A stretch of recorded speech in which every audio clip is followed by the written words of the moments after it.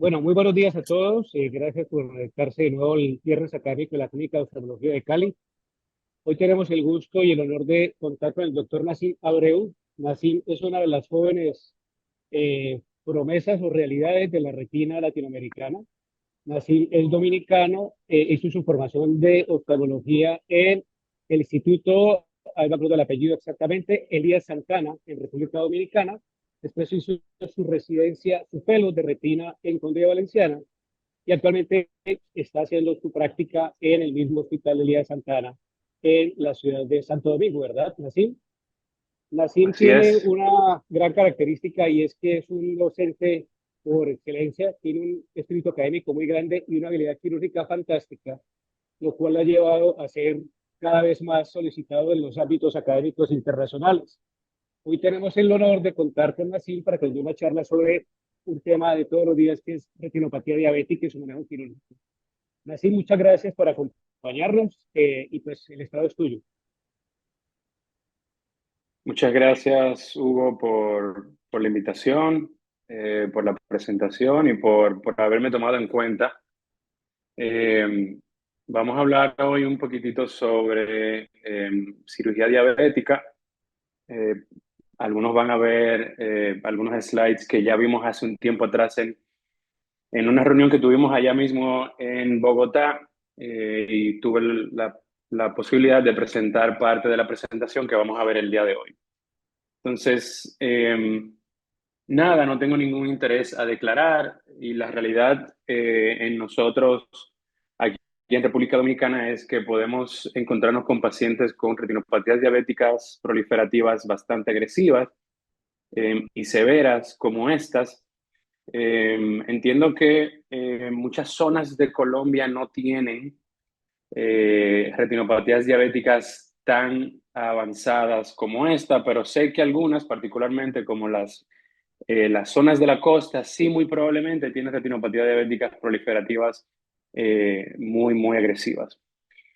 Pero también podemos tener los escenarios donde tengamos cuadros tan graves como estos, donde no podemos distinguir ningún tipo de tejido retiniano, la papila óptica ni nada en el polo posterior, y solo vemos el tejido fibrovascular y todo lo que es el desprendimiento de retina traccional o mixto, y si tiene el paciente o no algo de láser. Obviamente, o esto en ausencia de hemorragia vítrea que oscurezca la visualización posterior. Entonces, eh, yo entiendo que es importante que hablemos de varios temas antes de entrar directamente en cirugía y es principalmente el advenimiento de allá hace muchos años de los antiangiogénicos como coadyuvantes o incluso como forma de terapia para el tratamiento de la retinopatía diabética proliferativa. Sabemos que ya hace varios años, a través del DRCRnet, se publicó el protocolo S, donde ellos comprobaron que podíamos tratar de manera efectiva los pacientes con retinopatía diabética proliferativa con el uso de antiangiogénicos nada más. Y obviamente descartando la utilidad del láser. ¿Qué pasa? En ese momento, pues fueron resultados muy controvertidos porque por muchos años, y creo que todavía el día de hoy, estamos muy claros que el tratamiento de la retinopatía diabética proliferativa tiende, no, es francamente la fotocoagulación de las áreas de isquemia, que son la fuente eh, de las fuentes de tejido retiniano que envían al cerebro la necesidad de más oxígeno y más irrigación sanguínea. Y por aquí entonces es donde comienza la cascada de neovascularización retiniana, que eventualmente pues lleva al paciente a desprendimiento de retina y obviamente da daño irreversible. ¿Qué pasa? Para poblaciones como nosotros, la realidad de tratar pacientes con puro antiangiogénico no es del todo viable. Primero por los costos, segundo por los sistemas de salud en los que trabajamos, aunque yo sé que en Colombia tiene un sistema de salud que es bastante bueno dentro de todos los que tenemos a nivel de Latinoamérica. Eh, y también por el simple hecho de que los pacientes pierden seguimiento y siempre y cuando el paciente no tenga láser, está condenado a mantenerse en inyecciones mensuales o cada X tiempo para poder mantener la enfermedad activa y evitar, obviamente, reproliferación. Yo creo que la realidad es que eh, la mayoría seguimos tratando con fotocoagulación láser por un lado y segundo, la mayoría utilizamos los antiangiogénicos principalmente de manera prequirúrgica, ya sea para ayudarnos a aclarar hemorragias vítreas o para ayudarnos con el transquirúrgico, con cuadros menos sangrantes durante cirugía y poder obviamente tener un éxito quirúrgico de manera más rápido y obviamente más seguro. Entonces, eh, algo que muchas veces no tenemos presente es qué ocurre, aparte de esas áreas de isquemia a nivel retiniano, a nivel de la retina y particularmente de la interfaz vitreoretiniana. Entonces, sabemos que con la diabetes hay cambios estructurales y moleculares, que estos pueden ser de tipo hipóxicos, oxidativos, neurodegenerativos, cambios inflamatorios e incluso de leucostasis. Todo esto va a conllevar, obviamente, a cambios francos a nivel de la interfaz vitreoretiniana. ¿Y por qué hago mucho énfasis en la interfaz vitreoretiniana? Porque con los diabéticos podemos tener un sinnúmero de hallazgos a nivel de la interfaz vitreoretiniana. Como podemos ver aquí, tenemos adherencias vitromaculares extensas, como en la figura A. Podemos tener también adherencias vitromaculares focales, contracción, la formación de membranas epirretinianas, sobre todo el polo posterior, la formación de pseudoagujeros, obviamente, agujeros lamelares e incluso agujeros eh, de espesor completo. Y por último, y no menos importante, yo creo que incluso de los más importantes, como podemos ver en la figura a la derecha, la apariencia de vitreosquisis, que muchas veces es, digamos que el protagonista de cambios en la superficie retiniana en etapas del postquirúrgico luego de la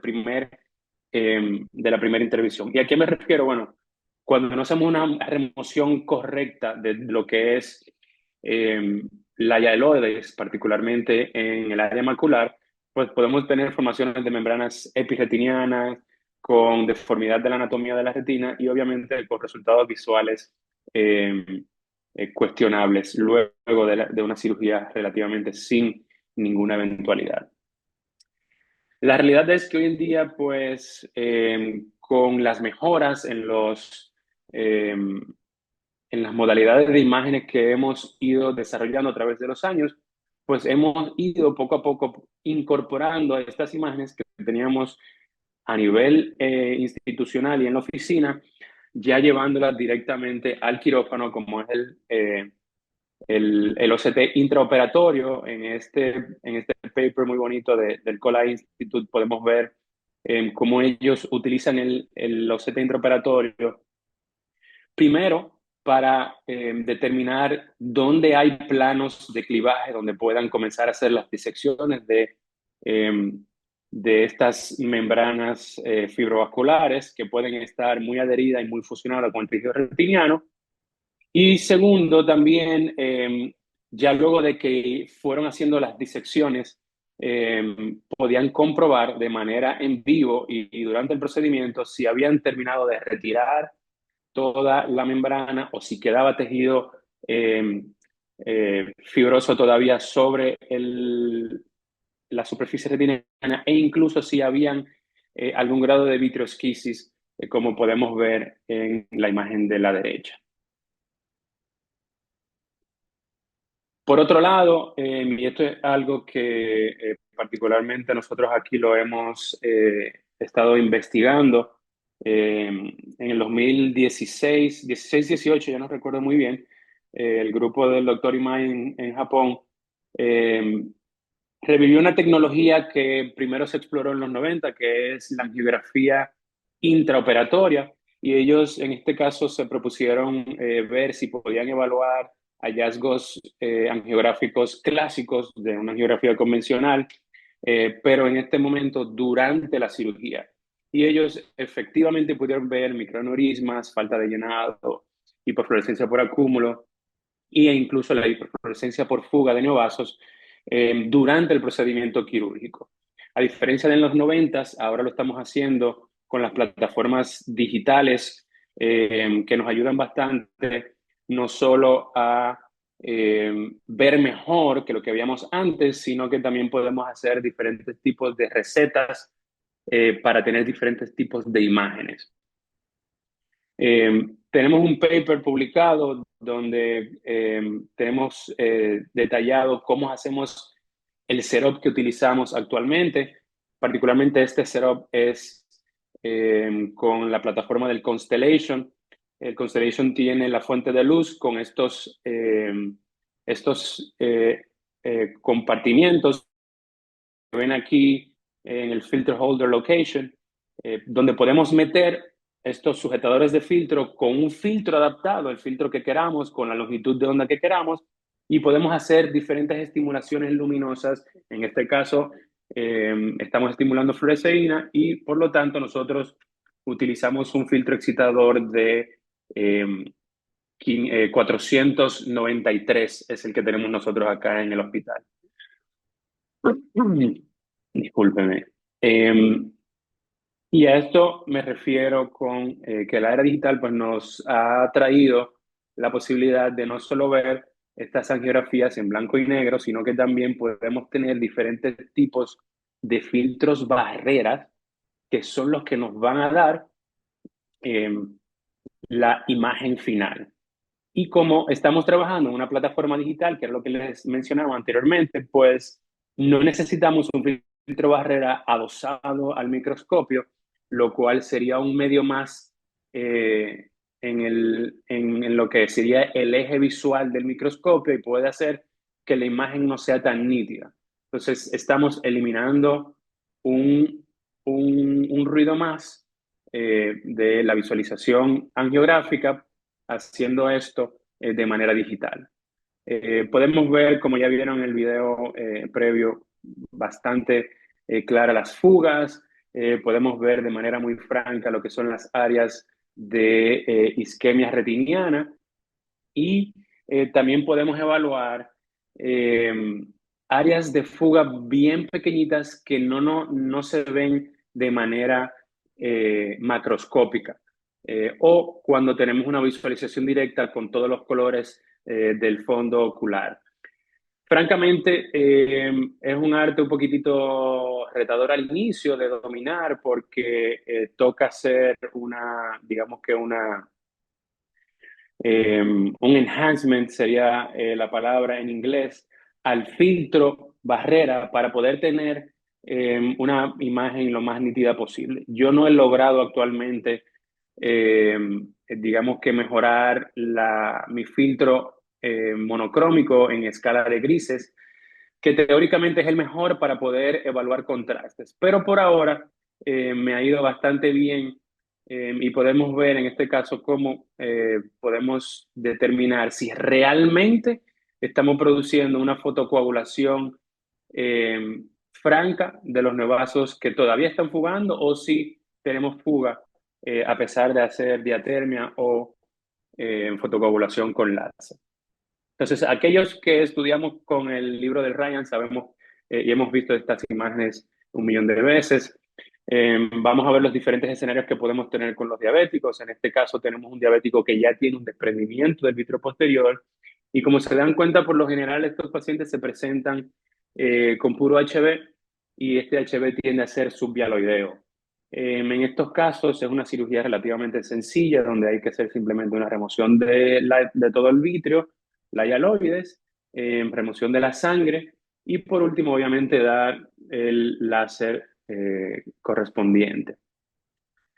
Lo que vemos en el día a día son áreas de adherencia del vitrio a la superficie retiniana con o sin tracción que definitivamente pues hacen un poquitito más retador la cirugía de estos pacientes. Y yo entiendo que de manera más común Los cirujanos hoy en día estamos haciendo cirugías donde segmentamos y delaminamos. Lo que queremos es crear divisiones entre esas áreas más francas de adherencia vitreoretiniana para poder abordar esos tejidos de manera más segura, sin tracciones de vectores periféricos que puedan crear rupturas lejos de donde estemos trabajando por esas adherencias todavía ahí eh, no segmentadas. La disección en bloque se utilizó por muchos años donde no teníamos digamos que los instrumentos necesarios para hacer una buena segmentación y delaminación. Obviamente se ha ido eh, dejando un poquitito atrás porque tiende a ser una maniobra un poquito más agresiva para con el tejido y la superficie retiniana. Pero hay situaciones donde yo entiendo que podemos lograrlo, tendemos a sacar las tracciones mucho más rápido cuando el tejido lo permite y vamos a ver más adelante una maniobra que yo he venido haciendo ya por mucho tiempo, que me ha ayudado en muchos casos que creo que voy a tener que hacer segmentación y delaminación. Con este abordaje pues he podido hacer una disección en bloque y termino haciendo una cirugía mucho más rápida. Entonces, como pueden ver, los pacientes de nosotros son por lo general muy mal controlados, con cirugía, con cuadros muy eh, feos en el polo posterior. Y esto es lo que yo llamo, entre comillas, como pueden ver aquí, en un escenario quirúrgico óptimo. ¿Y por qué digo óptimo? Bueno, porque tenemos placas fibrovasculares importantes en todo el fondo del ojo, pero si se fijan, hay muchos planos por donde podemos comenzar a hacer estas disecciones y podemos comenzar a hacer segmentación de las tracciones y de laminación de las mismas.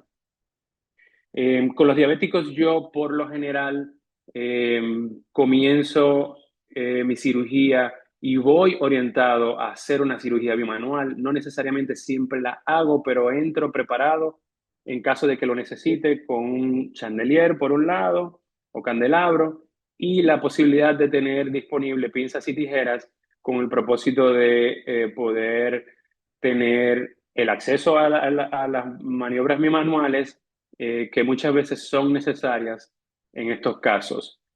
Se pueden dar cuenta que no necesariamente todo va a salir siempre con bimanual o con el vitrector nada más y tiende a ser una cirugía muy dinámica donde hay que estar abordando el tejido según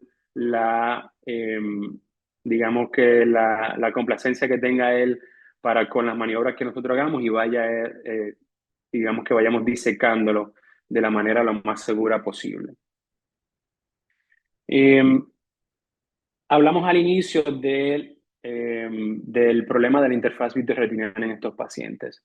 Y cuando yo le hablo a mis fellows sobre cómo tienen que abordar estos pacientes, tienen que siempre recordar que los pacientes diabéticos van a tener un grado severo de vitreosquisis, particularmente sobre la mácula y en todo el polo posterior, por un lado, y por otro lado, que nunca se confíen de la hialoides posterior. Para mí, particularmente, la hialoides posterior, yo la tomo como que siempre va a estar adherida sobre toda la superficie retiniana hasta que yo vaya y compruebe de que realmente no lo está.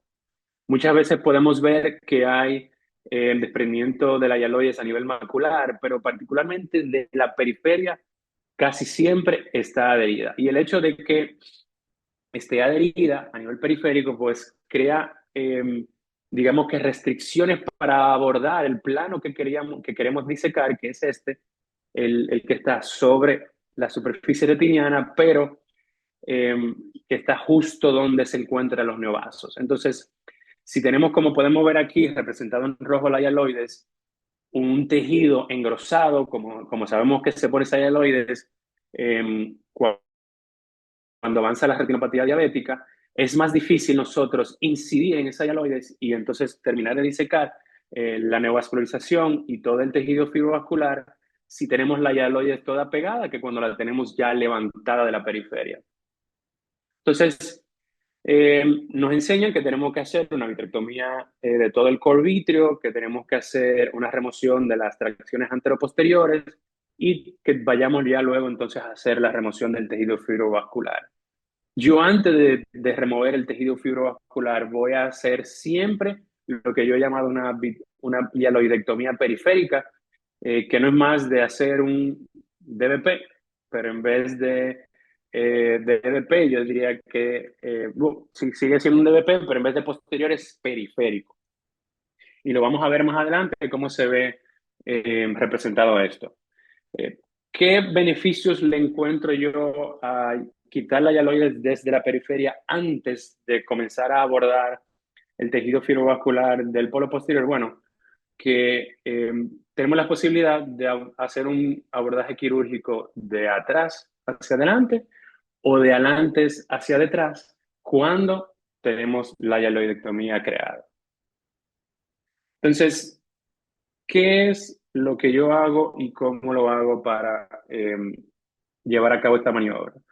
Básicamente yo hago una succión, como hacemos normalmente para el desprendimiento del vitrio posterior, a nivel periférico. Cuando agarro vitrio, lo que hago es entonces que hago un movimiento tangencial sobre la retina para ir llenando la boca de vitrio. Cuando veo que tengo ya la suficiente tejido a nivel de la boca del vitrector, hago un movimiento hacia arriba para levantarlo de la superficie retiniana y termino retrayendo un poco la proba para hacer que ese vitrio que ya se fue levantando diseque hacia adelante. Creo que aquí se ve un poquitito mejor y vamos a tener un video donde se vea aún más. Pero más que nada, retraigo un poco la prueba para hacer un avance de la disección sobre la superficie retiniana. Esto podemos hacerlo también en pacientes con desprendimiento de retina mixtos, como podemos ver aquí. Es un poquitito más retador, pero definitivamente podemos abordar ese espacio subhialoideo, vendría siendo, y hacer una disección de la hialoides para así dejar la superficie de la retina lo más limpia posible de hialoides. Entonces, aquí podemos ver, me ven quitando todas las tracciones anteroposteriores, como muy bien nos enseñan, pero fíjense cómo luego de haber quitado esas tracciones, hago la maniobra de la hialoidectomía periférica y me queda todavía la presencia de hialoides sobre toda la superficie de la retina periférica. Entonces, yo trato de hacerlo por lo general 360 grados, si el ojo me lo permite. No siempre se puede, la verdad las adherencias eh, tienden a ser fuertes en algunas áreas y débiles en otras.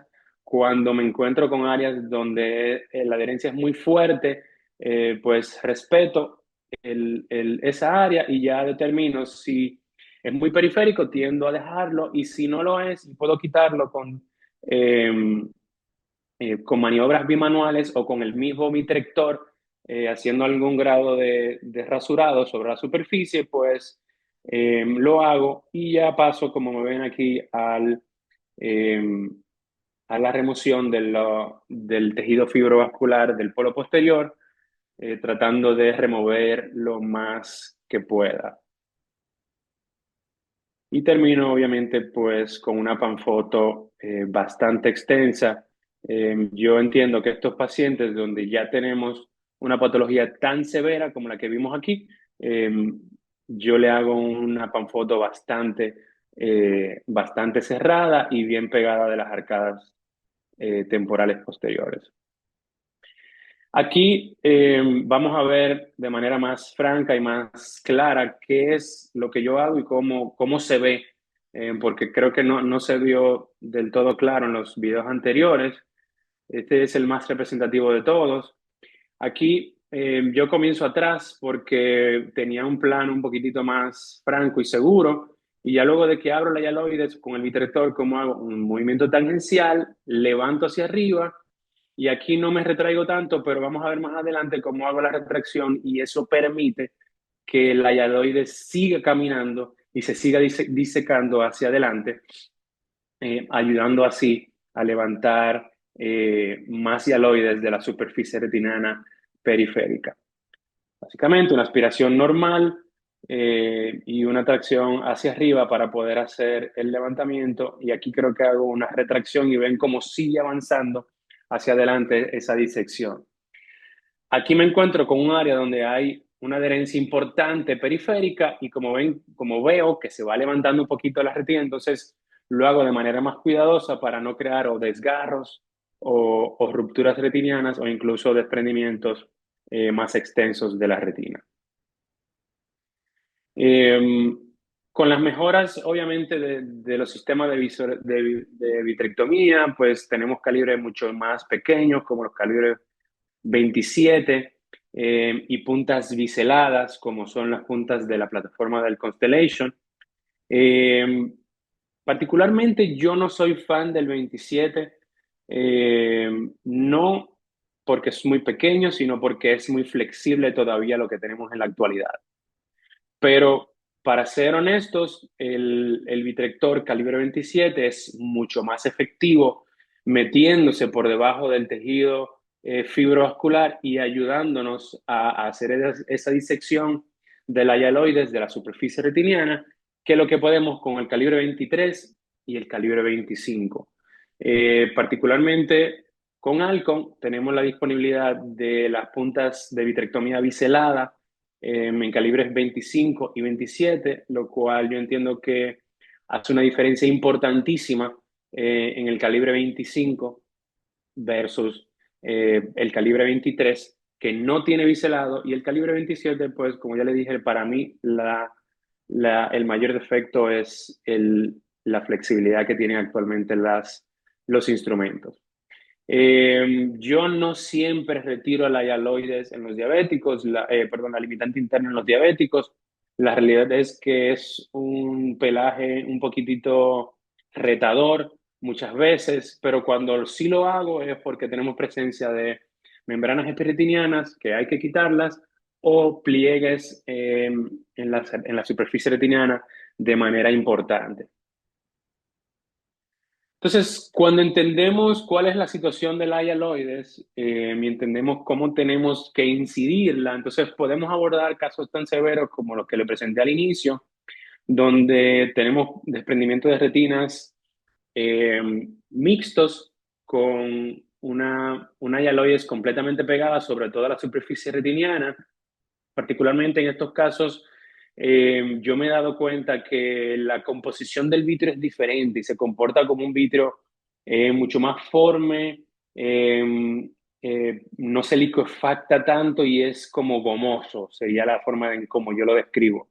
Entonces es muy difícil de levantar la hialoides con la maniobra que yo les presenté anteriormente. Entonces lo que yo hago es, en estos casos, con una técnica bimanual, de manera directa con las tijeras, hago una disección de la corteza del vitrio, incido en la hialoides posterior, como pueden ver acá, y entonces comienzo a levantar ese borde de hialoides que está franco en todo, digamos que toda esa copa que se forma por la tracción de la retina, del tejido fibrovascular, y comienzo a abrirme paso disecando la retina lo más que pueda, obviamente con cuidado, sin romper vasos. Creo que esto hay que obligatoriamente hacerlo de manera bimanual porque creo que no está representado aquí, pero toca liberar retina y sacar tijera, entrar endocauterio, cauterizar, volver a entrar tijera y seguir la disección. Yo soy muy fan de la disección Roma con lo que tenga en la mano, con el vitrector, con la tijera, con el endocauterio. Yo trato de hacer la menor corte posible, eh, porque siento que cuando el tejido se viene solo de manera Roma, quiere decir que tiene una adherencia relativamente complaciente, digamos. Y obviamente me evito la posibilidad de hacer retinotomías, que en estos casos pues pueden jugarnos en contra en el postquirúrgico. Como pueden ver aquí, si puedo elevar la hialoides, como lo hacemos en los reumatógenos, hasta la periferia, por lo general lo hago, porque hemos visto que definitivamente cuando quitamos la hialoides, lo más que podemos, estos cuadros tienden a comportarse de manera más estable a través del tiempo y las reproliferaciones y redesprendimientos se disminuyen de manera considerable.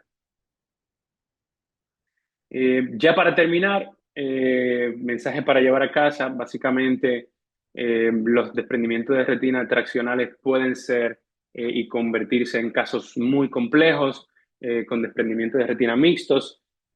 Para mí la hialuronectomía periférica que les presenté hoy en día nos ayuda a crear diferentes planos de clivaje, a diferencia de cuando solo abordamos eh, estos tejidos desde el polo posterior hacia adelante.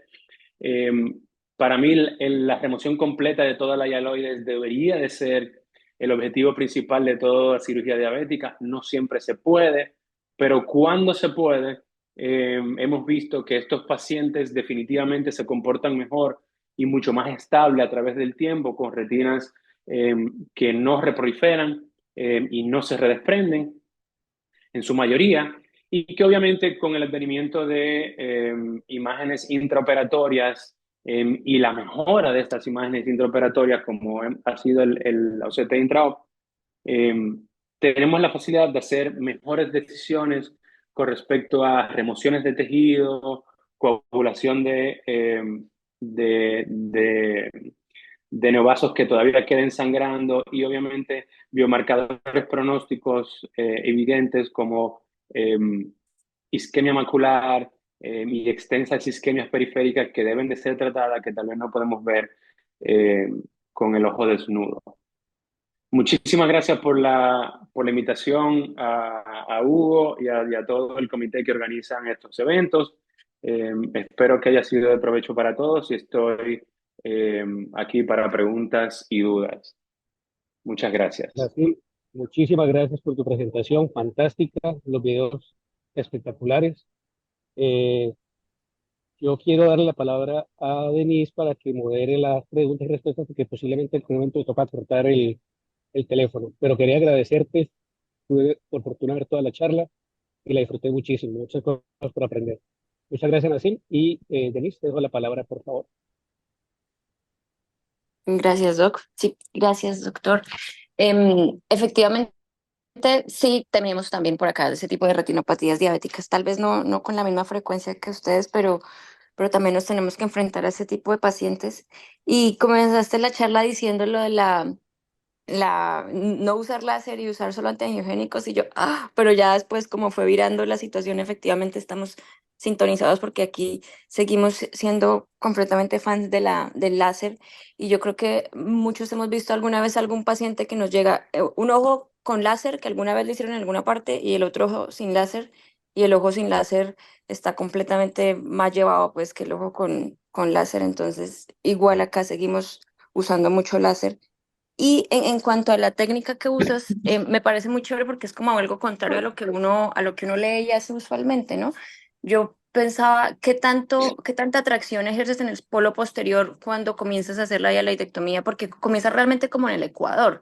Entonces no se presenta mucho sobre las arcadas, desgarros, o sea, ¿cómo manejas la tracción para jalar hacia periferia, pero no traccionar esas adhesiones tan fuertes del centro? Porque no separas el polo posterior de la periferia, ¿no? Claro, Inicialmente, pues. es muy buena tu pregunta.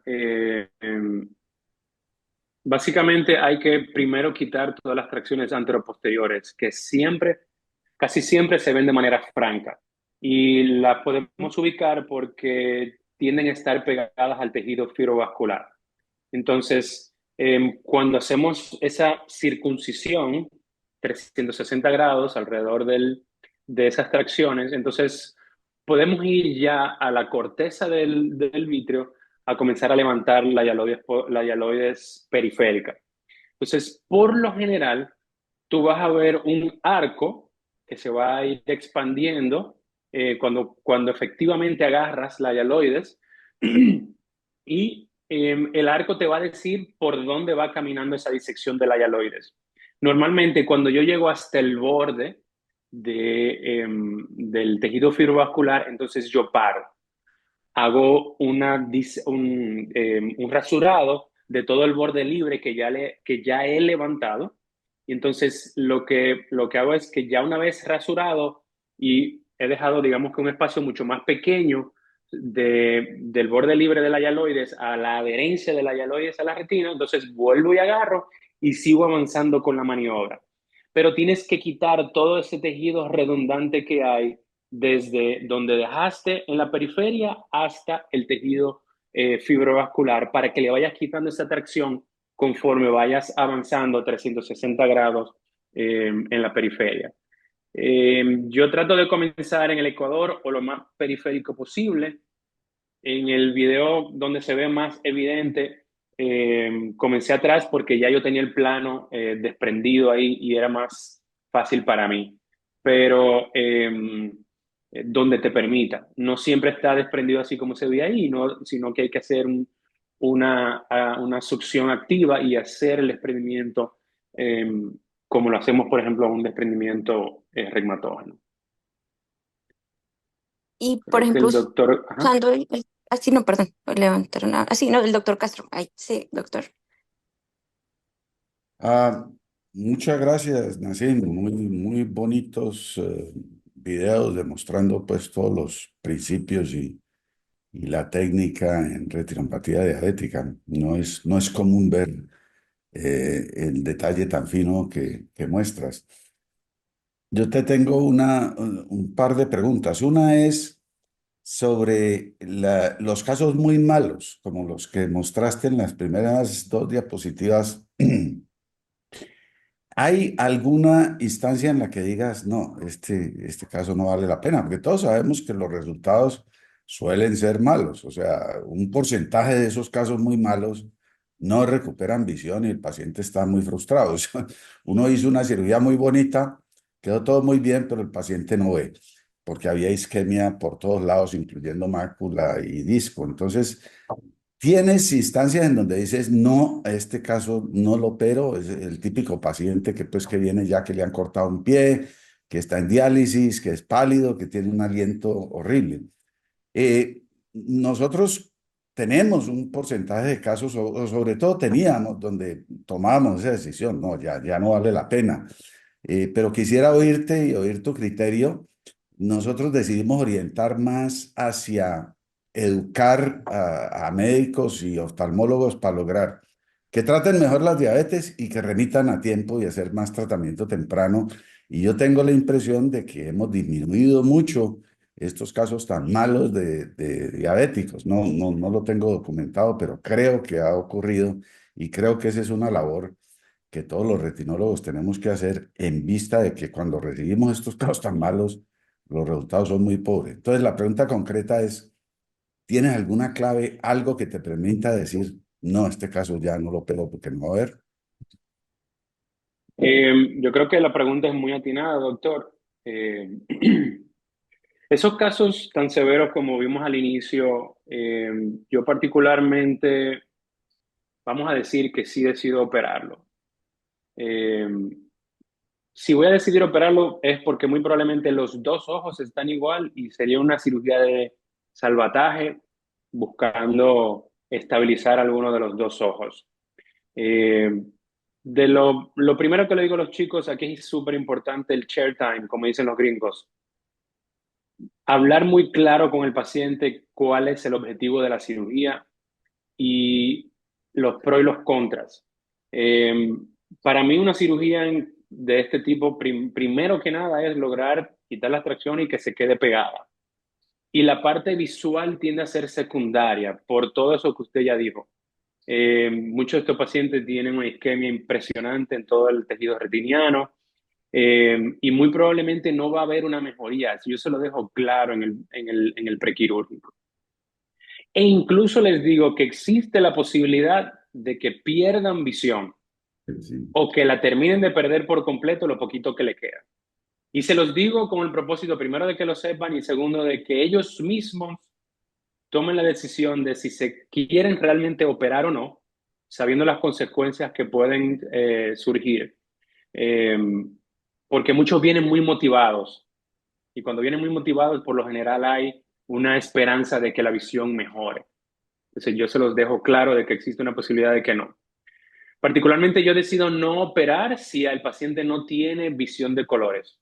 Si el paciente no puede distinguir colores, yo de plano le digo, mire, yo prefiero no tocar su ojo y lo refiero con cualquier otro colega que quiera evaluarlo y le pueda dar sus opiniones. Obviamente, si tienen una no percepción de luz, definitivamente no va a cirugía, eh, pero creo que ya tan severos, al final de cuentas, la decisión yo se la dejo a los pacientes. Eh, y de plano, si no ven colores, yo ya no entro a cirugía. Bueno, Pero ya. trato de que mi speech prequirúrgico, si son tan feos, sean ellos mismos los que decidan no operarse. Sí, ahí el problema es que por más que uno hable y escriba y entregue, el paciente que decide operarse, pues tiene expectativas. Si decide operarse, porque tiene expectativas y siempre, particularmente los diabéticos, pues hay mucha frustración cuando no obtienen el resultado. Pero te quería pasar a la segunda pregunta y es, hablaste mucho de la hialoides posterior, estamos de acuerdo, todo lo que dijiste es muy básico, muy importante. Pero en tus dibujos vi que estaba pintado el cristalino y la hialoides anterior como que se dejase intacta. Nosotros encontramos, igual que tú sabes que lo publicó inicialmente Hillel Lewis, la proliferación fibrohialoidea anterior, cuando se deja cristalino y se deja la hialoide anterior y no se hace un pelamiento o una vitrectomía cuidadosa de la base del vitrio y láser hasta la periferia, pues el polo posterior puede estar bien, pero el paciente entra en hipotonía y a veces sangrado por proliferación fibrohialoidea anterior.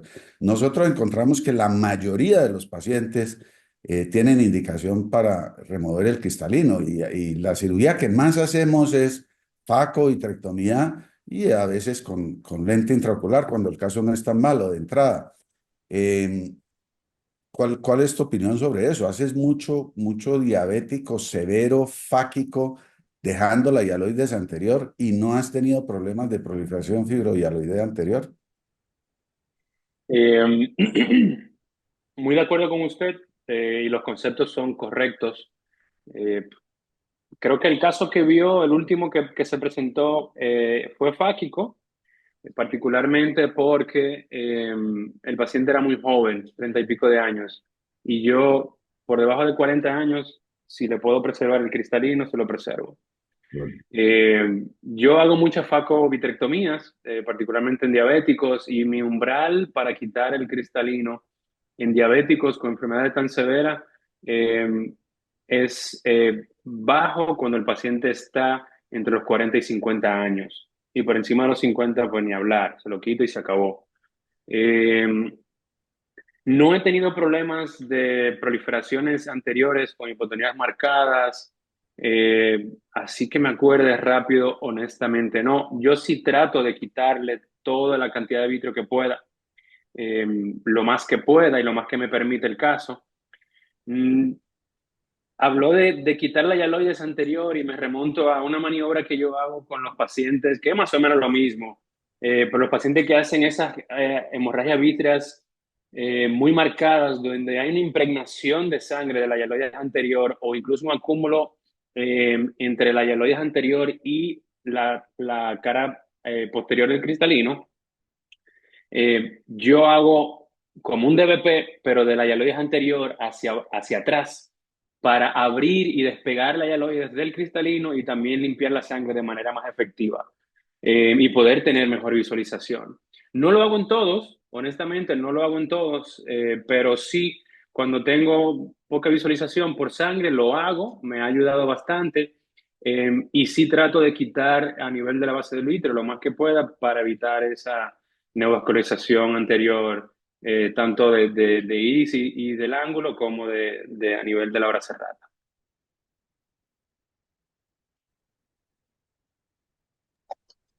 Muy bien, Doc, y esto no era parte pues de la charla, pero ¿y a esos pacientes en cuanto a tamponadores tiene alguna preferencia entre viscoelástico, entre silicona y gas? Es una muy buena pregunta, Denise. Yo vivo batallando con mis fellows porque entienden que el silicón es el salvador, porque se mantiene todo el tiempo ahí. La realidad es que yo trato de poner gas lo más que yo pueda y nunca, casi nunca entro con plan quirúrgico silicón directamente. Está perfectamente descrito las membranas perisilicón que se van formando en los diabéticos particularmente y más aún en aquellos que tienen sangrados residuales en el postquirúrgico, donde no limpiamos toda la superficie de la retina o hay sangrados al primer día postquirúrgico. Esos pacientes que tienen silicón mantienen la sangre toda pegada sobre la retina y muchas veces pueden hacer membranas epiretinianas que incluso simulan la hialoides posterior de nuevo. Y a la hora de que vamos a remover el silicón, encontramos este tejido fibrótico sobre la retina y comenzamos a quitarlo y parece que fuera que dejamos toda la hialoides y no es más que una reproliferación de un tejido epiretiniano producto de ese contacto del silicón, el material proinflamatorio que se libera luego del procedimiento quirúrgico. Entonces, trato de no ponerlo. ¿Cuándo sí lo pongo? Bueno, en pacientes donde es ojo único, nos va a dar un poquitito más visión de deambulación a favor del paciente, por un lado, y por otro lado, entiendo que el uso del silicón en pacientes que sabemos que tienen alto chance de redesprendimiento nos puede incluso jugar muy en contra, porque a la hora de que tenemos que volver a entrar al paciente a reoperar, la manipulación de los tejidos es mucho más retadora por dos cosas. Por lo menos lo que yo he encontrado es, uno, que agarrar el tejido es más difícil porque se resbala, obviamente, por el silicón, uno, y dos, la, la fusión que se crea entre el tejido y la retina es como más fuerte y la fibrosis es más difícil de levantar cuando ese tejido tiene mucho tiempo ya en contacto con el silicón y la retina al mismo tiempo. Entonces, yo trato de siempre poner gas de larga duración, le pueden dejar incluso una concentración levemente expansible para que los ayude con más tiempo y lo manejan un poquito con hipotensores orales, tópicos, perdón. Y creo que les va a ser de mayor ayuda que dejarle silicón y tener que luego entrar al paciente a reoperar, así sea nada más para quitar el silicón.